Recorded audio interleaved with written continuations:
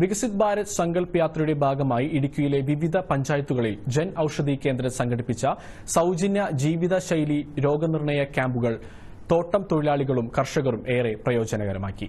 ഒരു റിപ്പോർട്ട് കാണാം.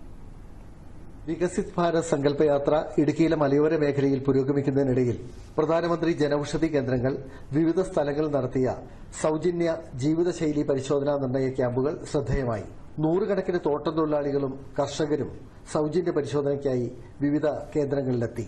വികസിത് ഭാരത് സങ്കൽപ യാത്രാ സമ്മേളനത്തിന് മുന്നോടിയായി നെടുങ്കണ്ടം ജനൌഷധി കേന്ദ്രമാണ് ജീവിതശൈലി രോഗനിർണയ ക്യാമ്പുകൾ സംഘടിപ്പിച്ചത്. സാധാരണക്കാർക്ക് താങ്ങാവുന്ന വിലയിൽ ഗുണമേന്മയുള്ള മരുന്നുകൾ ലഭ്യമാക്കുന്നതിനായി ഫാർമസ്യൂട്ടിക്കൽസ് വകുപ്പ് ആരംഭിച്ച പ്രധാനമന്ത്രി ഭാരതീയ ജനൌഷധി പരിയോജനയെക്കുറിച്ചുള്ള ബോധവൽക്കരണ ക്ലാസുകളും സമ്മേളനത്തിന്റെ ഭാഗമായി നടന്നു. വളരെയധികം ആൾക്കാർ ഇവിടെ വന്നിട്ടുണ്ട്. അവർക്കെല്ലാവർക്കും ഈ ഷുഗർ, പ്രഷർ, മറ്റ് ജീവിതശൈലി രോഗങ്ങളുടെ സൗജന്യമായിട്ടുള്ള നിർണയ ഒരു ക്യാമ്പും കൂടി ആ കൂട്ടത്തിലൂടെ സംഘടിപ്പിച്ചു.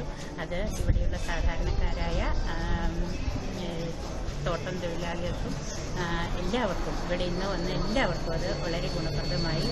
കുറഞ്ഞ വിലയിൽ ലഭ്യമായതും എന്നാൽ വിലയേറിയ ബ്രാൻഡഡ് മരുന്നുകൾക്ക് തുല്യമായി ഗുണമേന്മയുള്ളതും കാര്യക്ഷമതയുള്ളതുമായ ജനറിക് മരുന്നുകൾ വിൽക്കുന്ന സ്റ്റോറുകൾ വഴി ഗുണനിലവാരമുള്ള മരുന്നുകൾ പൊതുജനങ്ങൾക്ക് മിതമായ നിരക്കിൽ ലഭ്യമാക്കി വരികയാണ്. മാർക്കറ്റ് വിലയുടെ 40% അല്ലെങ്കിൽ അതിലും താഴെയാണ് പല ജനൌഷധി മരുന്നുകളുടെയും വില. ഒരേ ഒരു വ്യത്യാസം മാത്രം നമുക്ക് ആ ജനൌഷധി മരുന്നുകൾക്ക് ആ ബ്രാൻഡ് എന്നുള്ള ആ ബ്രാൻഡ് നെയിം കാണത്തില്ല.